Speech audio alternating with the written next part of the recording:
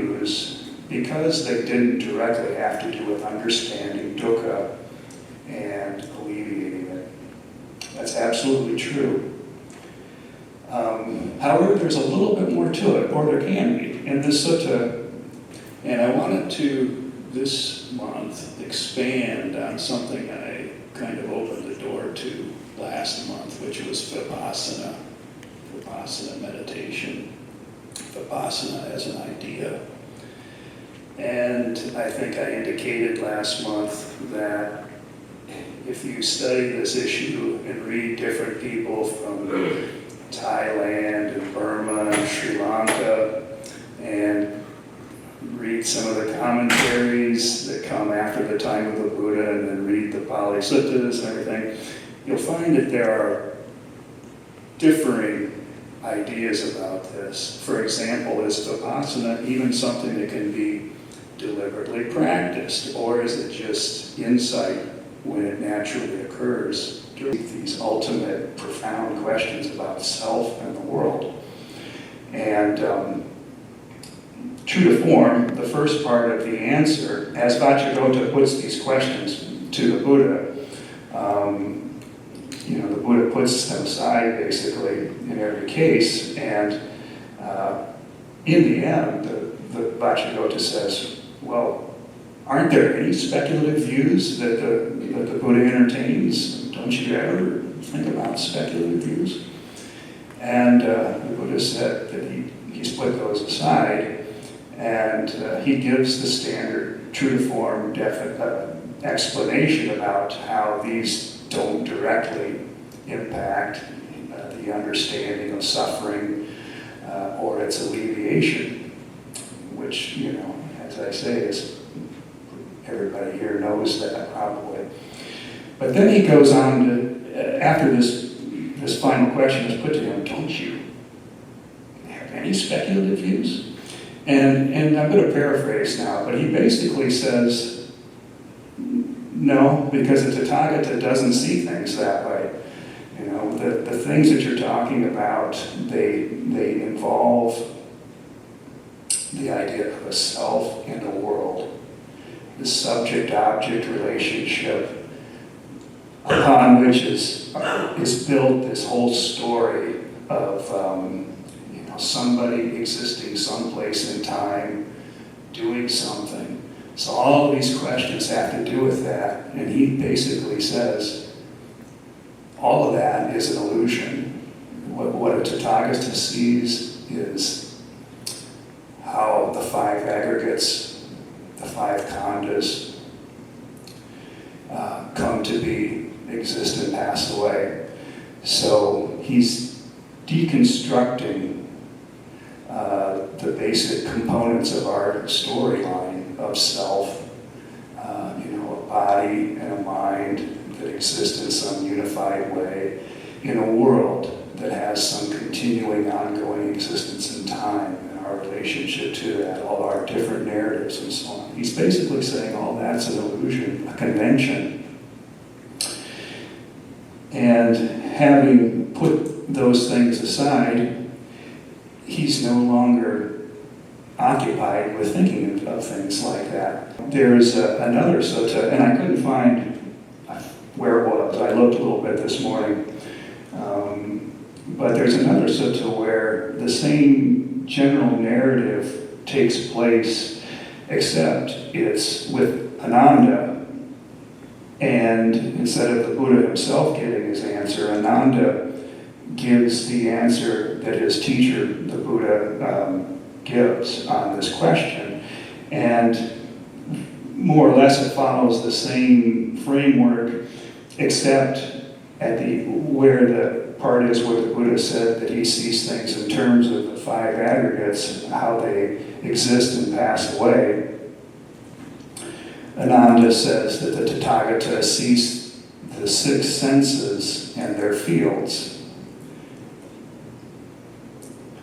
So, as many of you know, there are the five bodily senses that everybody knows.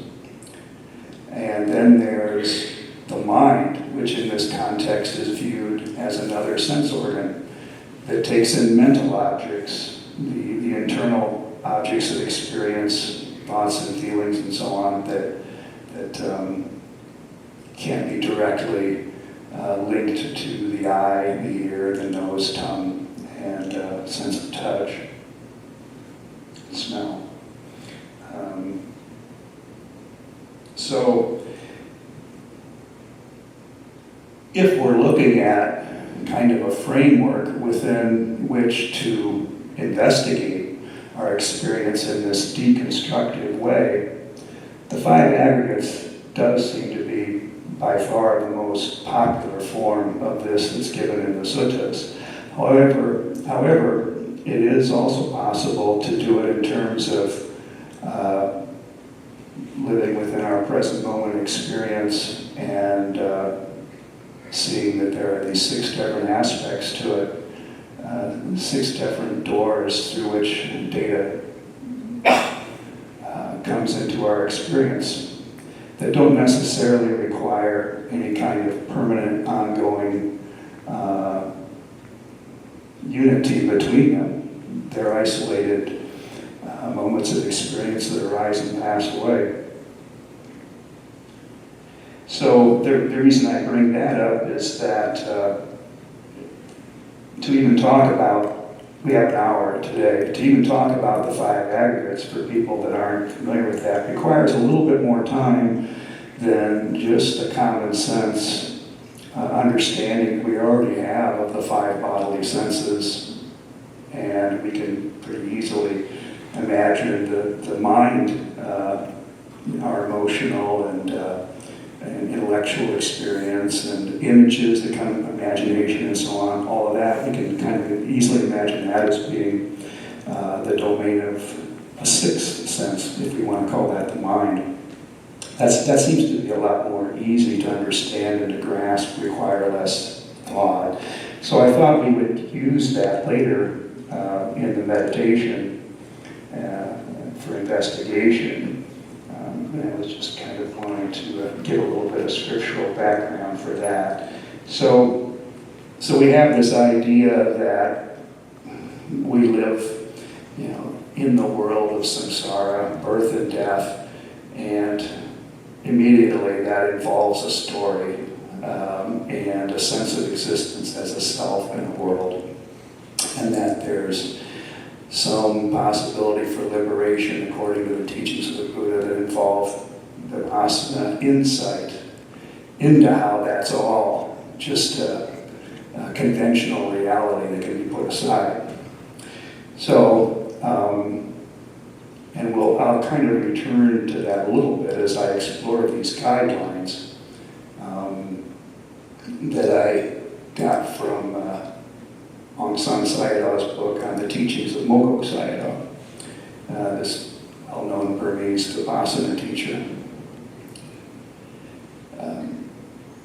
So there are these 5. Now, okay, so the reason I'm bringing this up is that for the sake of experimentation today, we'll kind of accept the idea that Vipassana meditation is something that can be done in a way that's fundamentally different than how we approach and practice samatha, tranquility meditation. We'll accept that for the day, if you like. And these are then 5 principles that would distinguish. So the second consideration, samatha, fixes on concepts which do not really exist, while Vipassana observes the ultimate realities which really exist. Okay. Now, I want to say something about that. Now, the terms there, ultimate realities, that's actually an English translation for Paramatta Dhammas. Oftentimes that's translated in English as ultimate realities. But that's an Abhidhamma term, the Paramatta Dhammas. And I've read about this. It's not making a metaphysical statement, ultimate reality.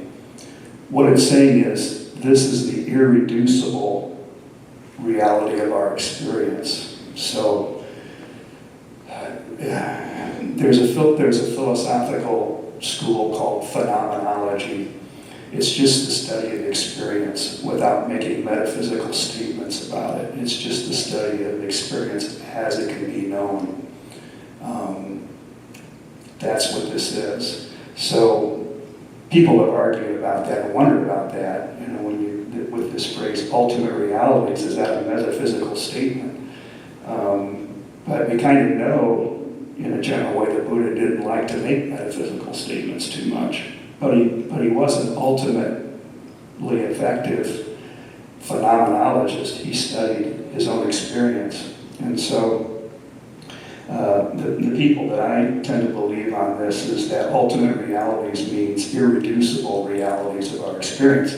So, I'm kind of tying that in now with, we deconstruct on the level of the five aggregates and the six senses and their fields, but at least something to keep in the back of your mind. In Abhidhamma, that's actually reduced down to the minutest degree of discrete moments of consciousness, rising and passing away at the rate of millions in the blink of an eye. Okay, so, but kind of an everyday way of looking at this, Samatha focuses on concepts. Okay, so if you think you're somebody and you have a body, then you can contemplate the body. Or if you think you're somebody who is breathing, you can contemplate your breath, etc. If you think there are people on the other side of the world that you want to send love and kindness to, you can do that. Those are all good things to do. And important, I think here, this teacher in this book, he mentioned that there are people who have criticized this school of Vipassana because they imagine that they're saying you shouldn't do Buddhist activities that operate more with conventional understanding, like generosity, Dhama, or you shouldn't do activities that involve a conceptual framework of self and other and karma. He actually talks about karma. A lot of the Buddhist practices have to do with karma, understanding karma, how we create wholesome karma for the future, and lessen or eliminate unwholesome karma. So there's he's not denying the effectiveness of that, and that one shouldn't do that. He's just saying that you can do those things with wisdom. You can integrate this understanding into that. Do them both. And it's well that he does say that, because a lot of the Buddhist scriptures have to do with understanding karma, what's wholesome and unwholesome. So, if somebody didn't read the scriptures and just thought, I shouldn't think about that stuff at all, they'd be way off.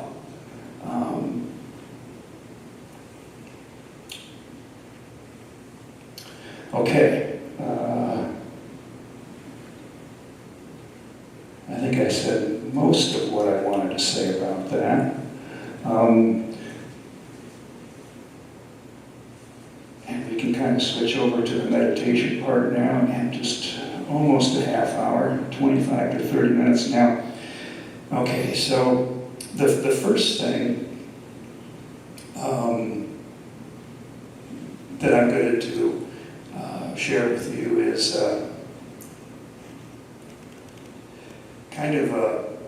it'll be kind of a preparation for the Vipassana.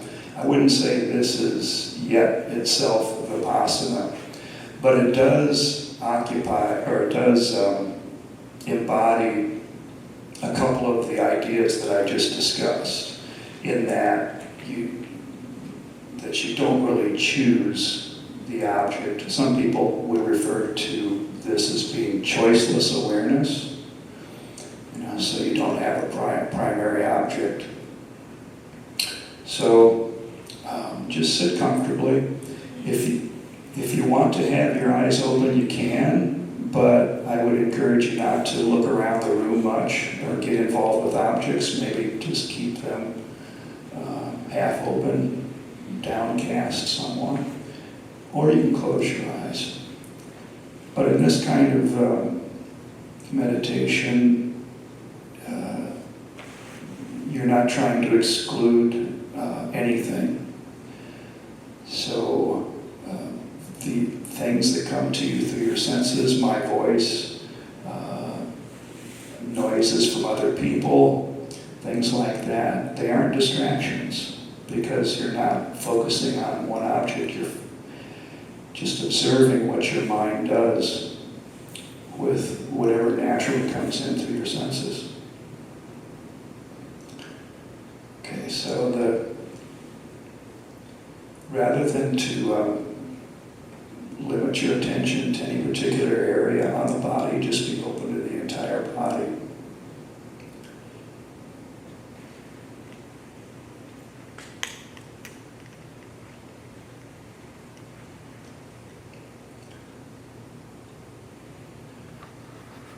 And rather than limit the experience of your mind to any particular thing, just be open to whatever arises in the mind.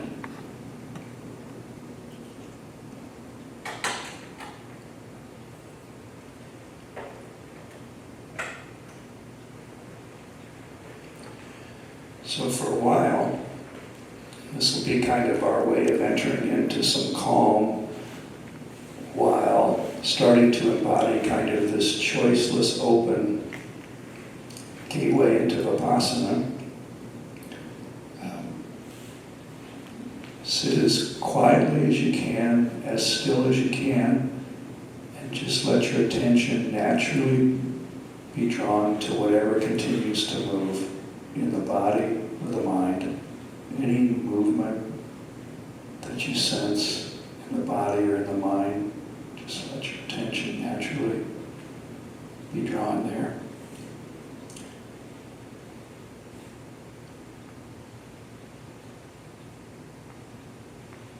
Accept and watch whatever it is as a witness, as if it belongs to somebody else.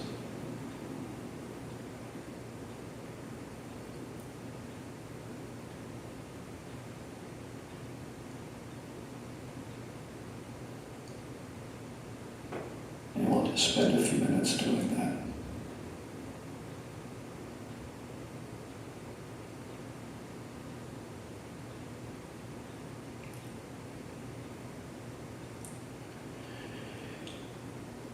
And now, while keeping that same basic approach, staying entirely open to your experience in body and mind, letting your attention be drawn naturally to wherever there's movement, add this one consideration. Sometimes to notice which of the 6 senses, the immediate, most noticeable object of experience, is occurring in. And just subtly note whether it's seeing, hearing, smelling, taste, touch, or just mind.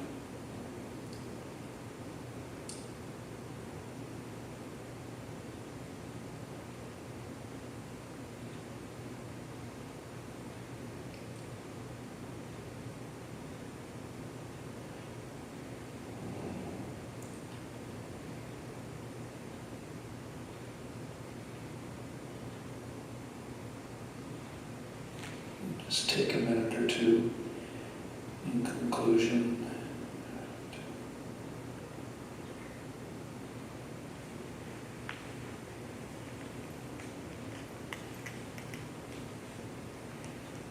Preparing to actively engage with the world of the senses again.